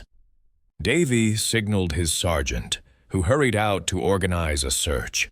Miss Marple's mind raced, piecing together the final threads. Kovach, the heavy bag, the cigarette smoke. The syndicate was collapsing, its players turning on each other like villagers caught in a lie. She spoke softly, her voice cutting through the tension. "Inspector, the passage is the key, isn't it? It's not just for goods, it's for escape. Kovach may be planning to flee, but he'll need a way out." Davy nodded, his expression grim. "We're sealing the exits. Miss Marple, you've been a godsend. Stay here, please. It's safer." She inclined her head, but her thoughts were already racing ahead. As the meeting broke up, Bess was detained, her defiance crumbling into resignation. Elvira, sobbing, was led away by a constable. Humphreys, protesting his innocence, was escorted to another room. Malinowski, his deal struck, remained under guard. Miss Marple returned to the lounge, her eyes scanning for any sign of Kovach. The hotel's silence was heavier now, its secrets spilling like ink from a broken pen. That evening, she sat by her window. The hotel's façade dark against the night sky. The police were searching the basement, but she knew Kovach was clever, likely using the passage's maze to evade capture. She thought of the cigarette smoke, the heavy bag, the clatter she had heard. In St. Mary Mead, a fugitive had once hidden in a barn, betrayed by a dropped match. Here, Kovach's smoke was his telltale sign. As midnight approached, a commotion erupted below. Shouts, footsteps, the slam of a door. Miss Marple rose, her shawl about her shoulders, and peered into the corridor. A constable ran past, his radio crackling with urgency. "He's in the passage," came the shout. She knew the truth was moments away, the final thread ready to be pulled, revealing the heart of Bertram's dark machinery. Chapter 10. Edwardian Twilight. The dawn broke over Bertram's hotel with a muted glow, as if the sun itself hesitated to illuminate the secrets that had unraveled within its walls. Miss Jane Marple sat in the lounge, her knitting needles idle in her lap, her eyes fixed on the gardens where the first light touched the dew-laden roses. The events of the past night, the confrontation in the parlor, Bess Sedgwick's confession, Ladislaus Malinowski's betrayal, and the ongoing hunt for the elusive Kovach had shattered the hotel's Edwardian façade, exposing a criminal empire that had thrived in its shadows. The air was heavy with the aftermath, the guests' whispers replaced by a stunned silence, the staff's precision faltering under the weight of police presence. Bertram's, once a bastion of timeless elegance, now felt like a stage stripped of its curtains, its players unmasked. Miss Marple's thoughts were a tapestry of the clues she had gathered, the forged postcard, the oil smudge, the hidden passage, the stolen jewels, and the damning fingerprints on the pistol. Each had been a thread, carefully woven into a pattern that revealed the truth. Bertram's was a front for a syndicate, its respectability a cloak for smuggling and murder. In St. Mary Mead, she had once solved a theft by noting a villager's too clean boots. Here, the hotel's very perfection had been the anomaly, a mask for chaos. As she sipped her tea, served by a waiter whose usual polish was marred by a nervous glance, she felt a quiet satisfaction, tempered by sorrow for Bridget Conway and the ordeal of Canon Pennyfather. Chief Inspector Davy entered the lounge, his broad frame weary but resolute, his eyes seeking hers. He approached, his voice low. "Miss Marple, we've got Kovach. Caught him in the passage last night, trying to slip out with a bag of forged documents and more jewels. It's over, thanks to you." He paused, a rare smile softening his features. "You've a mind like a steel trap, ma'am." Miss Marple inclined her head, her expression one of gentle modesty. "Oh, Inspector, I'm just an old woman who notices things. But I'm glad the Canon is safe, and poor Miss Conway's killer is caught. It's a sad business, though, isn't it? Such a lovely hotel, hiding such darkness." Davy nodded, settling into the chair opposite her. "Sad indeed, but you saw through it, the passage, the accounts, the lot. We've got statements from Sedgwick and Malinowski, and Humphreys is talking now, trying to save his skin. The syndicate's crumbling, and we've got leads on their network across Europe." Miss Marple's eyes brightened, though her tone remained soft. "A network, you say? Like a spider's web, with Bertram's at the center. In my village we once had a grocer who hid stolen goods in his cellar. It was small, but the principle's the same. I suppose Miss Sedgwick was the spider, wasn't she?" Davy's smile faded, his voice grim. "She was a big part of it, yes. Ran the operations, jewels, art, money laundering. But Kovach was the muscle, and someone higher up pulled the strings.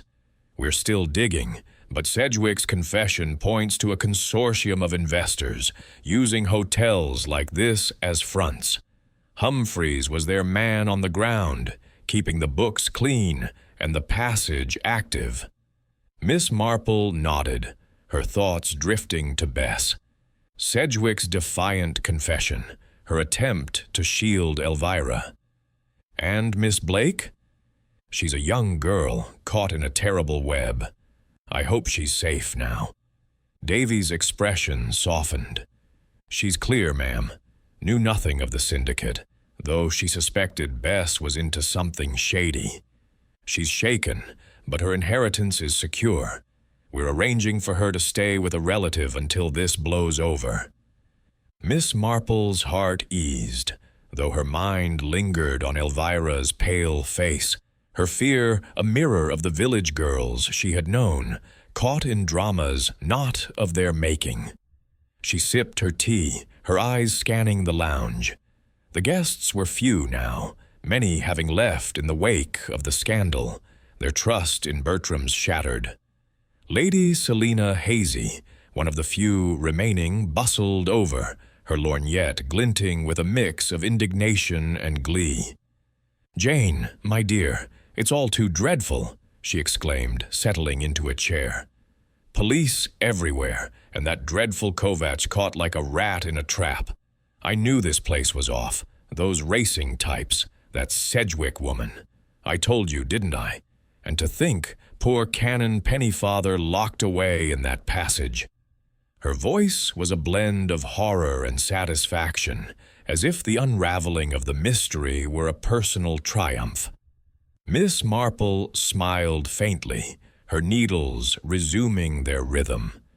"You did, Selina. You've a sharp eye yourself, though I confess it reminds me of St. Mary Mead. Our prettiest cottages often hid the darkest secrets, like old Mrs. Price's apple shed, where her nephew hid stolen silver."